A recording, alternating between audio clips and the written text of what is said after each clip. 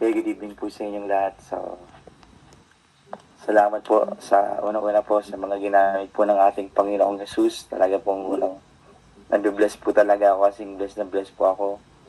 Habang po tayo halos yung magsisimula pa lang, talagang I feel the presence of the Lord, no? Sabi nga, those who are hunger, di ba? Those who are hunger, they will be filled by the Holy Spirit.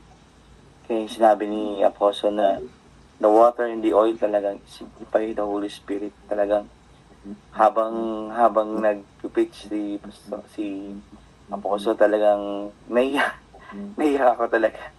Grabe, sabi ko, yung presence talaga ni Lord, yung minsan hindi ko maunawaan, di ba? Pero yung touch talaga niya, no? Talagang pag you desire talaga, niloloob ni Lord na makapangyari. And then, talagang very thankful talaga ako yung kumbaga, yung nagpe-pray po talaga tayo kanina. Yung presence po talaga ni Lord, yun nga. Yung parang, alam niyo po ba yun, yung parang may nakapatong sa yung kamay niya. Kapag nakataas yung kamay sa'yo, di ba? Ramdam mo. Tapos parang, yun nga, yung God, no? Yung mga tao, i-attack talaga sa ni Lord. Yung anointing ni Lord, nandoon. Susundan ka. Yung presence ni Lord, nandoon. Talagang i-attack na talaga kahit yung tao na magsusupport sa'yo, ibibigay din ni Lord. Kasi cold ka kasi ni Lord. Grabe talagang I received yung mga ano na prayer na yon na talagang and I believe in my spirit talagang kapag talagang tinawag ka ni Lord, talagang nandiyan dyan lahat yung ibibigay ni Lord ng resources.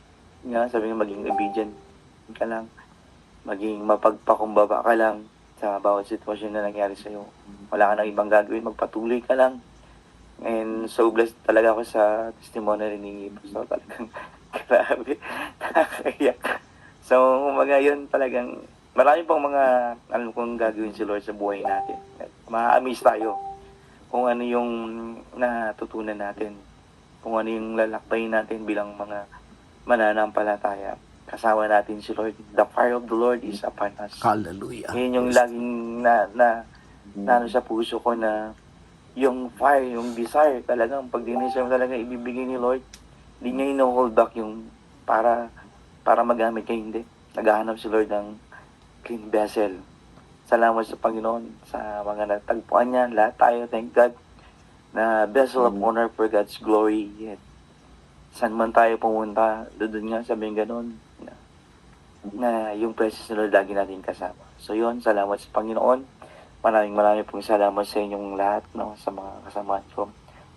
Sa mga pastoran po dyan, kay Pastor Marisa, kay Apostle po, kay Pastor Axel, and the rest po. God bless you all po na masumpungan po lagi natin sa sarili natin na naglilingkod po, sumusunod po sa kalooban po ng ating Panginoon. To God be the glory po. Salamat po. Hallelujah. Yes, amen. You are anointed po. Praise the Lord.